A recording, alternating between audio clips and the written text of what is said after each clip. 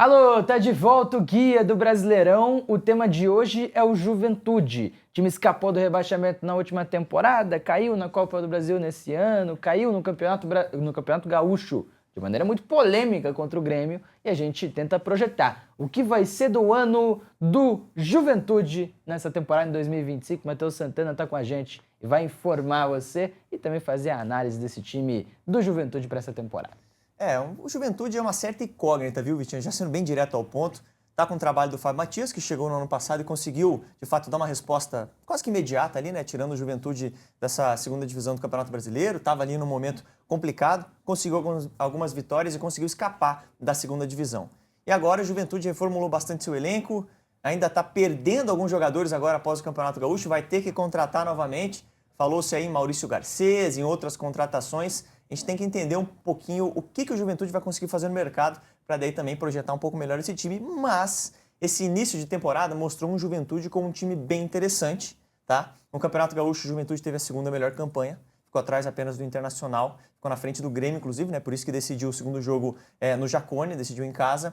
E nessa semifinal, o Juventude fez um bom enfrentamento com o Grêmio. Apesar de que na Arena foi um resultado que ficou apertadinho, mas o Juventude não jogou assim tão bem. No jogo da volta, aí sim, o Juventude foi muito bem na partida, tomou um gol de bicicleta no finalzinho polêmico, e acabou indo para os pênaltis. Né? Muito polêmico. É um Juventude que chega com boas expectativas para a temporada, mas aí a gente sempre tem que lembrar que o investimento é pequeno, que o torcedor tem que medir as expectativas também, porque tem outras equipes aí muito mais fortes no Campeonato Brasileiro. Muito bem. A gente vai para os números, então, do Juventude, para a gente acompanhar que o Juventude teve um bom início, apesar de que na Copa do Brasil, aí foi um fatídico jogo contra o Maringá, né? Pois é. Que tomou 1-0 no Willie Davis, jogo fora de casa. A gente sabe que é complicado jogar contra o Maringá com o fator local do time do Maringá, e o Juventude acabou sendo eliminado já na primeira fase, né, cara? Fator local, fator fora de casa, esse Maringá é bom time, cara. Maringá é bom time, time interessante, mas o Juventude tem bons números, tá? Apesar dessa grande derrota, como eu citei na Copa do Brasil. 11 jogos, 7 vitórias, um empate, 3 derrotas. 17 gols marcados e 10 gols sofridos. Então, é um time que mostra trabalho, tá? Um time bem interessante. Boa. Dificultou bastante pro Grêmio, dificultou bastante pro Internacional também, quando jogou no Campeonato Gaúcho na fase de grupos. Então, o Juventude é um time que tem recursos. Quem que é o destaque? O destaque é o Gilberto. Para mim, é o grande destaque do time, porque é um atacante com muita experiência, um atacante que tem qualidade. Começou esse ano muito bem, tá? Fez apenas 2 jogos, ele se lesionou, mas ele tem 2 gols. 2 gols, 2,5 chutes por jogo, 2 chutes certos por jogo, né? 40% de conversão de gols. Tudo bem, ele jogou pouco, esse número também não diz tanta coisa, porque é inflado por conta do baixo número de jogos mesmo, né? Mas é um número interessante, né? Já com os 2 jogos que ele tem com a camisa do Juventude nessa temporada. 50% de dribles certos, 40% de disputas de bolas vencidas, uma bola recuperada por jogo. Também poderia falar do Jean Carlos, né, que começou bem a temporada, Verdade. Tá? Começou fazendo gols, se destacando ali com assistências. É um jogador bem interessante. Também ia destacar o Eric, mas o Eric foi vendido, tá? Vai jogar na Coreia do Sul. E aí, é isso que eu fico um pé atrás em relação ao Juventude. Qualquer jogador que se destaca, o Juventude não consegue segurar. Fica muito difícil. E até o mercado da Coreia do Sul conseguiu tirar o Eric agora do Juventude. Então, por isso que eu acabei destacando o Gilberto e por isso também que nosso jogador para ficar de olho. Quero ver. Quem que é o jogador para ficar de olho? O jogador que o torcedor tem que ficar com um olhar especial, quem tá fora, quem tá acompanhando também. Olha, gostei muito, me chamou muita atenção o Enio, tá? Nos jogos que ele fez, como titular, como reserva, participando bastante. Um jogador que ano passado no Amazonas, apesar de não ter bons números, em 46 jogos, se eu não me engano, ele fez 2 gols e uma assistência, muito pouco. Sim. Mas ele é um cara muito arisco, driblador, é um jogador jovem, tem 23 anos, 23 ou 24 anos, acho que 24. Então, um cara muito interessante, que tem muito recurso, se destacou na partida da fase de grupos contra o Grêmio, jogou muita bola, tanto que ele fez uma jogadaça no segundo gol ali, acabou sendo gol do Juventude. Então, é um cara que eu destaco para ficar de olho, porque tem tudo para crescer na temporada e na carreira dele.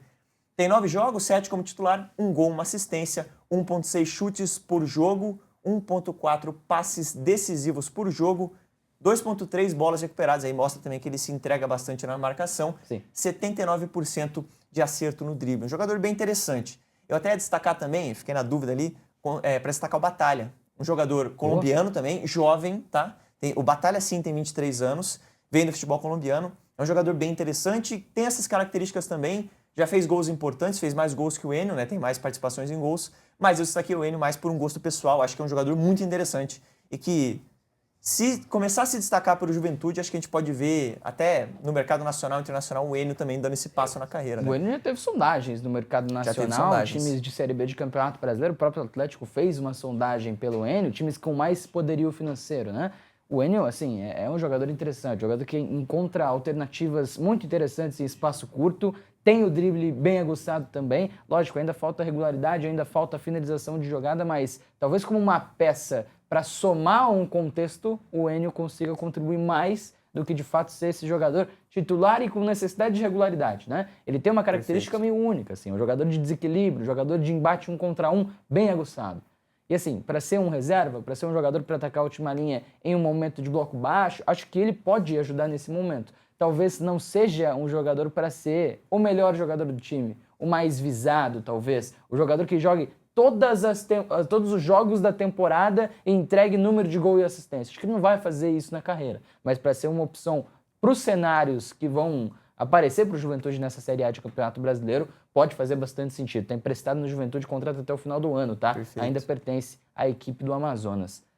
E aí? Vamos projetar esse time? É importante colocar, né? Assim, quando se fala em Juventude, no Campeonato Brasileiro das Estrelas, do Flamengo estrelado, do Corinthians, do Memphis, do Palmeiras, que gastou muita grana, o Botafogo que chegou a 500 milhões de reais investidos, o Juventude não se aproxima dessa realidade. Mas nem perto. E aí você tem, totalmente diferente. Vitória, você tem times como Bahia, você tem times como Bragantino, Fortaleza, que também tem um poderio financeiro diferente também. Como é que o Juventude vai conseguir competir? Como é que o Juventude pode, o time que está na tela aqui, esse time base, né, pode lutar nesse Campeonato Brasileiro para uma Sul-Americana, talvez, para ficar fora da zona de rebaixamento? A questão é o trabalho mesmo, Vincenzo. Tem que ter um treinador que tem ideias. Ali o Fábio Matias está tendo bastante respaldo da diretoria para ter o seu trabalho, com tempo de trabalho mesmo, para treinar o seu time. A questão é, tem que fazer um time novo a cada temporada. Porque o Juventude perde muitos jogadores, para mim essa é a principal questão. O Juventude forma um bom time, destaca alguns jogadores, começa a perder esses jogadores porque não consegue segurar realmente pela questão financeira. O próprio João Lucas, lateral direito titular na temporada passada, foi pro Grêmio. Então, dentro do próprio estado, o Juventude abastece bastante o Inter, abastece o Grêmio. Então é complicado essa questão do Juventude segurar os seus jogadores. A gente não sabe como é que vai ser esse time no final do Brasileiro. Lógico. Então a gente está projetando aqui uma equipe completamente diferente, foi reformulada. O trabalho do Fábio Matias continua e a gente vai ver na tela aqui então os jogadores. Gustavo, goleiro, ótimo goleiro, tá? Muito bem, se destacou no Campeonato Gaúcho, um goleiro que se mostrou bem seguro. Sim. Lateral direita, Everton, dupla de defesa, Abner e Adriano Martins, também jogadores novos, né? O Abner, inclusive, é da categoria de base do Juventude. O Adriano Martins no Atlético Goianiense na última temporada. Muito bem.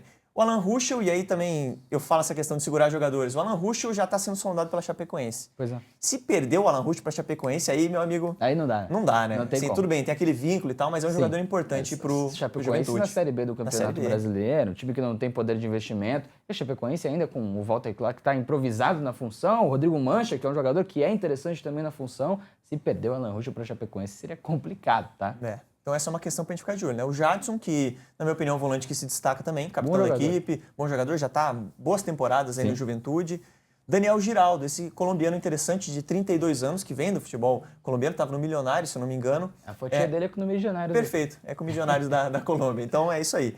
Ótimo jogador, tá? Eu gostei bastante dele. Bem interessante, acho que forma uma dupla interessante com o Jadson aí. Boa. Jean Carlos, que é um cara que vem se destacando nesse começo de temporada. Na direita, Batalha, Enio na esquerda e na frente o Gilberto. Aí, se o Gilberto de fato se recuperar, a previsão é que ele já esteja à disposição na nossa primeira rodada. Mas vamos ver, né? Se ele consegue assumir esse protagonismo.